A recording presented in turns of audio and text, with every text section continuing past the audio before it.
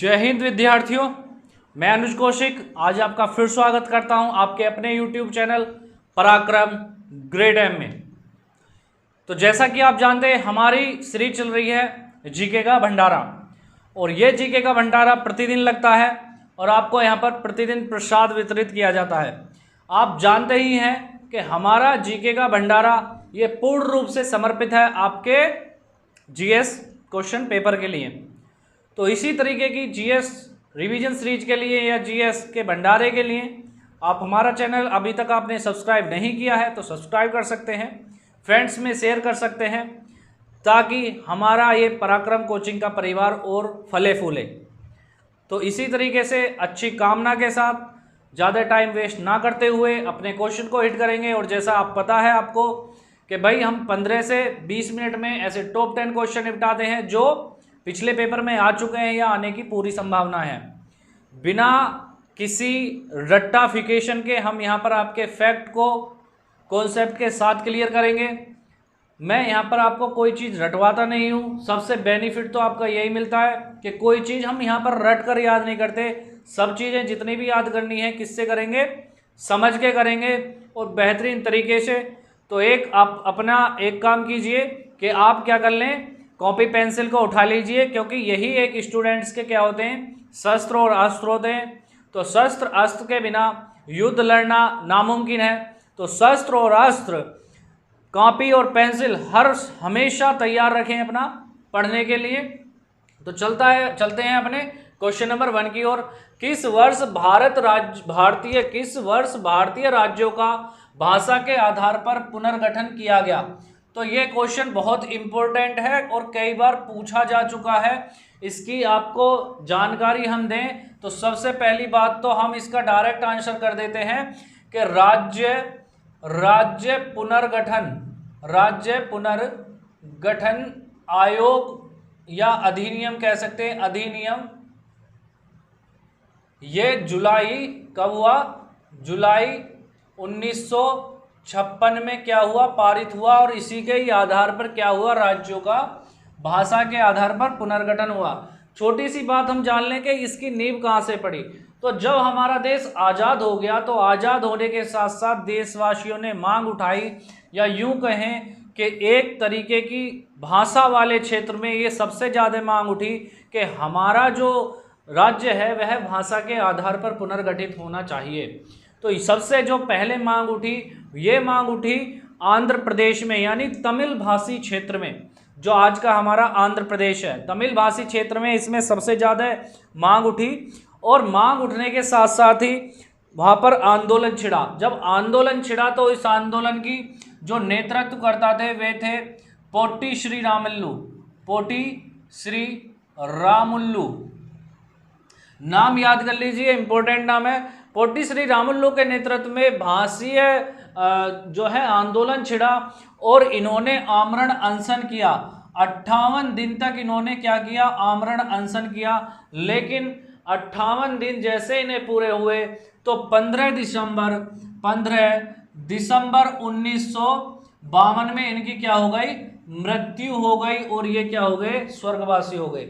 जैसे ही इनकी मृत्यु हुई एकदम से बहुत स्पीड से क्या हुआ, जो हमारा आंदोलन चल रहा था उसने एक रौद्र रूप ले लिया। यानी कि ये कहें कि ये बहुत विस्तृत लेवल पर फैला और केंद्र सरकार को एक मजबूरन फैसला लेना पड़ा कि तमिल भाषी क्षेत्र को हम भाषा के आधार पर पुनर्गठित करेंगे। और पुनर्गठित करेंगे तो सबसे पहले अगर बात करेंगे तो 1 अक्टूबर 1953 में आंध्र प्रदेश क्या बना, आंध्र प्रदेश का गठन हुआ। किसका गठन हुआ, आंध्र प्रदेश का गठन हुआ। जब आंध्र प्रदेश का गठन हो गया तो क्या होने लगा, अब भाई ये कहते हैं कि खरबूजे को देख के खरबूजा रंग बदलता है।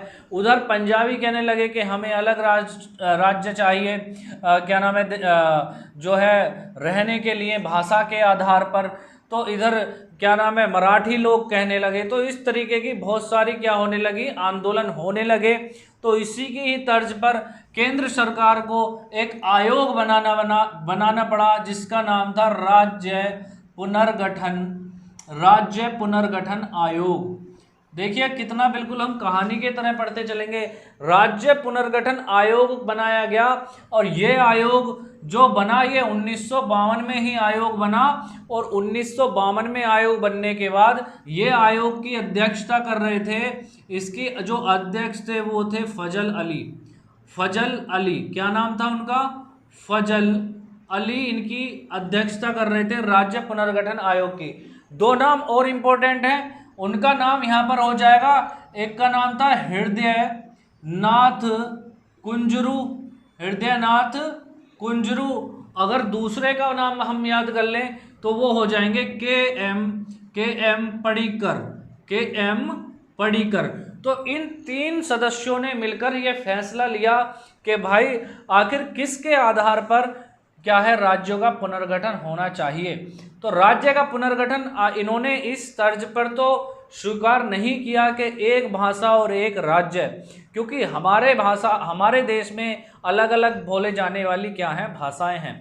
तो इन्होंने फिर जाके फैसला दिया जुलाई 1956 में और राज्य पुनर्गठन आयोग 7वें संशोधन अधिनियम के द्वारा लागू किया गया और इसी के ही अनुसार हमारे क्या बने, जुलाई 1956 तक बन गए हमारे 14 राज्य और 6 केंद्र शासित प्रदेश उभर कर आए। तो मेरे ख्याल से इतना इनफ है इस क्वेश्चन के लिए जानने के लिए। कोई भी क्वेश्चन आपका अगर इस मामले से संबंधित आता है तो आपका जरूर फंसेगा। देखिए मैं बिना कोई हवाबाजी किए इस बात को नहीं कहता, मेरे बताए हुए क्वेश्चन आज तक पिछले पेपरों में पूछे जा चुके हैं। मैं एक एक टॉपिक अगर आपको कराता हूं ना, ये मान लीजिए उस पर पीछे कई घंटों की मेहनत होती है, ऐसे ही मैं आपको नहीं कराता, क्योंकि आप मेरा परिवार हैं और मैं अपने परिवार को फलता फूलता देखना चाहता हूं, ठीक है ना। तो अगर कुछ भी आपको डाउट हो तो कमेंट बॉक्स खुला है, आप कमेंट कर सकते हैं, ठीक है। तो अगर कुछ भी है, अगर किसी भी टॉपिक में आपको डाउट आ रहा है तो पर्सनली आप मैसेज भेज सकते हैं, मैं उसको अगर मुझ पे संभव होगा तो मैं उसे क्या बता दूंगा आपको, वीडियो के जरिए आपको बता दूंगा। तो अगला क्वेश्चन है हमारा क्वेश्चन नंबर 2, मीर बख्शी मुगल साम्राज्य के किस संगठन का प्रमुख होता था? तो ये जो मीर बख्शी नाम सुना गया ये अकबर के काल में ज्यादा सुना गया। किसके काल में? अकबर के काल में। अकबर के काल में एक सेना प्रमुख होता था। कौन होता था? सेना प्रमुख। इस सेना प्रमुख को ही क्या कहा जाता था? मीर बख्शी। मीर बख्शी ही सेना प्रमुख कहा जाता था। और इस सेना प्रमुख के जो कार्य थे वह कार्य थे सैनिकों को भर्ती करना। कौन? सैनिकों को भर्ती करना।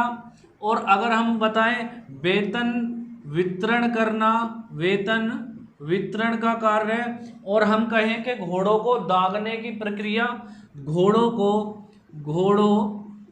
को दागने की प्रक्रिया इसी के ही अंडर आती थी। और इसका कार्य जब ज्यादा बढ़ गया जब मनसबदारी चालू हो गई। क्या हो गई? मनसबदारी चालू हो गई। तो इस वाले पद का योगदान जब ज्यादा बढ़ गया। मीर बख्शी कोई इंसान नहीं है, ये पद का नाम है। किसका? सेना प्रमुख को ही क्या कहते थे? मीर बख्शी कहते थे। क्वेश्चन 3 है, झांसी को किस नीति के द्वारा ब्रिटिश साम्राज्य में मिलाया गया? बिल्कुल बहुत इंपॉर्टेंट क्वेश्चन है। तो यहां पर हम इस नीति का नाम ले लेते हैं। पहले हम अपना डायरेक्ट क्वेश्चन हिट करेंगे। क्या नाम है? हड़प नीति के द्वारा। हड़प नीति के द्वारा क्या बनाया गया? हड़प नीति के द्वारा किसको? ब्रिटिश साम्राज्य में मिलाया गया। किसको? झांसी को। इसको बता देते हैं आप, हड़प नीति आखिर होती क्या है? तो हड़प नीति होती है झांसी यानी कि झांसी की रानी महारानी लक्ष्मीबाई जब गर्भवती थी तो उन्होंने अपने गर्भ से एक सुयोग्य एक पुत्र को जन्म दिया। उसका नाम था दामोदर राव। जब दामोदर राव 4 महीने के थे तो उनका ही देहांत हो गया, दामोदर राव का। अब दामोदर राव का जब देहांत हो गया तो उसी दौरान अंग्रेजों ने एक नीति बनाई कि भाई जिस भी राज्य का कोई वारिस नहीं होगा वह राज्य ब्रिटिश साम्राज्य में मिला लिया जाएगा। क्यों मिला लिया जाएगा? देखिए बहुत गहरी चाल थी। चाल को समझिए। आखिर वो क्यों मिलाना चाहते थे? वो ये कहते थे और दूसरे को क्या बताना चाहते थे कि भाई हम अपना आपका राज्य क्यों मिला रहे हैं कि आप पे कोई बाहरी जो राज्य है, बाहरी कोई देश है, बाहरी क्षेत्र का व्यक्ति है, आप पर हमला ना करे, यानी कि हम आपकी क्या करेंगे, रक्षा करेंगे। लेकिन उनकी मंशा कुछ हो रही थी। उनकी मंशा थी कि भाई हमें ब्रिटिश साम्राज्य का क्या करना है, विस्तार करना है। तो ये बहुत ही कॉमन सेंस की बात है कि आप समझ सकते हैं कि हड़प नीति क्या है। हड़प नीति यानी हड़पना, जिस राज्य का कोई वारिस ना हो उसे क्या कहते हैं, हड़प नीति। तो 4 महीने का दामोदर राव का जब देहांत हो गया तो रानी लक्ष्मीबाई भाप चुकी थी कि अगर हमारे पुत्र का देहांत की खबर अगर मिलती है, किसको, अंग्रेजों को मिलती है, तो वह हमारा राज्य भी क्या कर लेंगे, हड़प नीति के द्वारा हड़प लेंगे। अब इस चीज को देखते हुए महारानी लक्ष्मीबाई ने अपने संबंधी से इतने ही आयु के एक पुत्र को गोद ले लिया, जिसे बोलते हैं दत्तक पुत्र, और उस दत्तक पुत्र का नाम दामोदर राव ही रख दिया। अब कहते हैं ना कि भाई जयचंदों का कोई ठिकाना नहीं होता, जयचंद आपके घर में भी मिल सकता है। बस इसी प्रकार के एक जयचंद ने क्या कर दिया, अंग्रेजों को सूचना दे दी कि भाई क्या कर दिया कि रानी का जो पुत्र है वह हो गई, उसकी हो गई है मृत्यु, और उन्होंने कोई दत्तक पुत्र लिया है। बस इसी की खबर मिलनी थी और क्या करने लगे, ब्रिटिश साम्राज्य के जो पदाधिकारी थे वो गिद्ध की तरह झांसी के तरफ चारों ओर मंडराने लगे और देखने लगे कि कब मौका मिले और हम कब क्या कर लें, झांसी को हड़प कर लें। बस इसी को ही देखते झांसी की रानी लक्ष्मीबाई का युद्ध ह्यूरोज के साथ हुआ, जिसमें महारानी लक्ष्मीबाई एक वीरांगना, खूब लड़ी मर्दानी, वह तो झांसी वाली रानी थी। रानी लक्ष्मीबाई अपनी जो है वीर गति को प्राप्त हुई और ऐसी स्त्रियों का वो आदर्श बन गई जो अपने आप को क्या कहलाती हैं, अबला कहलाती हैं। हमारे देश की भारतीय स्त्रियों को, महिलाओं को अबला नहीं समझना चाहिए। वह वो कर सकती हैं जो किसी बाहरी देश की जो महिला है वह नहीं कर सकती, क्योंकि हमारी मिट्टी की बात ही अलग है ना। तो अपना क्वेश्चन अगला है, लोकसभा का वाद विवाद किस भाषा में मुद्रित होता है? तो लोकसभा का वाद विवाद, अब डायरेक्ट क्वेश्चन हिट करने की बात आती है तो यहाँ पर हम आपको आंसर दे देते हैं कि भाई हिंदी और इंग्लिश, यानी हिंदी और अंग्रेजी में क्या होता है, लोकसभा का वाद विवाद चलता है। परंतु हम आपको बता दें कि भाई लोकसभा में यदि बोलचाल की भाषा आए, यानी बोलचाल की भाषा है कि भाई जो है संबोधन करना है किसी चीज़ को, तो क्या वो हिंदी और अंग्रेजी में ही करेगा? मान लिया किसी को हिंदी और अंग्रेजी नहीं आती तो वो किस में करेगा? तो ऐसा होने पर वह सभापति से अनुमति ले सकता है, अध्यक्ष से अनुमति ले सकता है और क्या कर सकता है, लोकसभा में अपने क्या कर सकता है, मातृभाषा में क्या संबोधन कर सकता है। और यह संबोधन समांतर अनुवाद की भी व्यवस्था होती है लोकसभा में। समांतर अनुवाद यानी कि जो जिस भाषा में उस अनुवाद को ट्रांसलेट करवाना चाहता है वह उस भाषा में ट्रांसलेट भी हो जाता है। लेकिन अगर बात आती है कि मुद्रित की बात, मुद्रित यानी हम छपने, यदि बात आती है कि किस छपाई जो होती है वह किस भाषा में होती है, यदि किसी बात पर चर्चा की जाने लगे तो किस भाषा पे छपाई होगी, अंग्रेजी और हिंदी पर।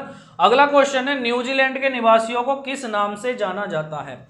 तो सबसे पहले मेरा आपसे एक क्वेश्चन हो रहा है कि न्यूजीलैंड का प्रतीक चिन्ह क्या है? अगर आप मुझे बता दें तो ये है कीवी। क्या नाम है इसका? कीवी। और यहाँ के जो निवासी हैं वह कहलाते हैं कीवीज। क्या कहलाते हैं? कीवीज। अब इसे जो है एक नाम क्या होता है, ये पक्षी होता है। क्या होता है? पक्षी होता है। इस पक्षी को युपूप भी कहते हैं। क्या कहते हैं? युपूप भी कहा जाता है। बहुत ही शानदार क्वेश्चनों की हमने आपको बारिश कराई है, भंडारा चलाया है। अपने क्वेश्चन नंबर 6 पर चलते हैं। चलिए फटाक से फिर। क्वेश्चन नंबर 6 है, माउंट ब्लॉक किस पर्वत श्रृंखला की सबसे ऊंची चोटी है? तो पर्वत श्रृंखला यहां पर आ जाएगी अल्पास पर्वत श्रृंखला की क्या है? सबसे ऊंची चोटी है। अल्पास पर्वत श्रृंखला की सबसे ऊंची चोटी क्या है? Mount block. अगला क्वेश्चन हमारा है, किसको ऑस्ट्रेलिया का लाफिंग जैक कहते हैं? पढ़ा है क्या इससे पहले क्वेश्चन? तो कमेंट बॉक्स में डाल दीजिए इसका आंसर। तो ऑस्ट्रेलिया का लाफिंग जैक क्या होता है? ये है, इसका नाम है कुकाबारा। क्या नाम है? कुकाबारा। अब ये कुकाबारा है क्या? तो ये एक पक्षी है जो बहुत ही मीठी आवाज में, मीठी क्या बोलता है? मीठी आवाज में बोलता है। क्या करता है? मीठी आवाज में आवाज है इसकी। बात क्लियर है? अगला हमारा क्वेश्चन क्या है? विटामिन बी समूह के नियासिन विटामिन की कमी से कौन सा रोग होता है? देखिए, विटामिन की जो है कैटेगरी है नियासिन। अगर हम नियासिन के बारे में आपको थोड़ा सा बता दें तो नियासिन क्या है? यह जल में, किसमें? जल में घुलनशील है। क्या है? घुलनशील है। जल में क्या है? ये घुलनशील है। बात क्लियर है? जल में घुलनशील है हमारा नियासिन। और इसकी कमी से रोग कौन सा होता है? तो रोग की बात करें तो हम पेलाग्रा रोग, पेलाग्रा रोग होता है, पेलाग्रा नामक रोग होता है इसकी कमी से। अगला क्वेश्चन हमारा आ जाता है, राइबोफ्लेविन किस समूह का विटामिन है? तो राइबोफ्लेविन जो है हमारा बी समूह का, कौन से समूह का? बी समूह का विटामिन है। अगला हमारा क्वेश्चन जो आ जाता है, क्वेश्चन नंबर 10 है, सूत्र औसत वेग बराबर u प्लस बी बटे 2 में u किसको प्रदर्शित करता? u किसको? तो हमारा जो u है वह करता है प्रारंभिक वेग को। किसको करता है? प्रारंभिक वेग को। अगर हम बात करें v की तो v करता है अंतिम वेग को। किसको? अंतिम वेग को। तो हम आपको बिल्कुल बता सकते हैं कि हमने एक भी ऐसा टॉपिक नहीं छोड़ा है जिसमें से क्वेश्चन ना कराए हों। यानी कि हम मिक्स क्वेश्चन का पैटर्न लेकर आते हैं ताकि आप बोर ना हो। जिसमें समझाने की बात होती है हम वो क्वेश्चन आपको समझाते भी हैं। और देखिए कितना शानदार क्वेश्चन करे हैं हमने। आप क्या नाम है इसका, नोट्स बना सकते हैं, स्क्रीनशॉट ले सकते हैं। और बिल्कुल मैं इस बात की गारंटी देता हूं कि हमारा पढ़ाया हुआ एग्जाम में फंसेगा ही फंसेगा। तो अपने फ्रेंड्स के साथ शेयर कर दीजिए और लगातार हमें उत्साह बढ़ाते रहिए। हमारा आपका एक लाइक हमारे मन को ऐसा प्रफुल्लित कर देता है कि मानो कि जैसे इस जो है बगीचे में नए नए फूल खिल गए हों, है ना। तो इसी तरीके का हमारा साथ निभाते रहिए। और आपका बहुत बहुत धन्यवाद है आपके प्रेम के लिए। और यकीन मानिए मैं ये प्रेम आपकी ओर से कम नहीं होने दूंगा, क्योंकि मैं अपने कंटेंट में कभी कमी नहीं रखता हूं।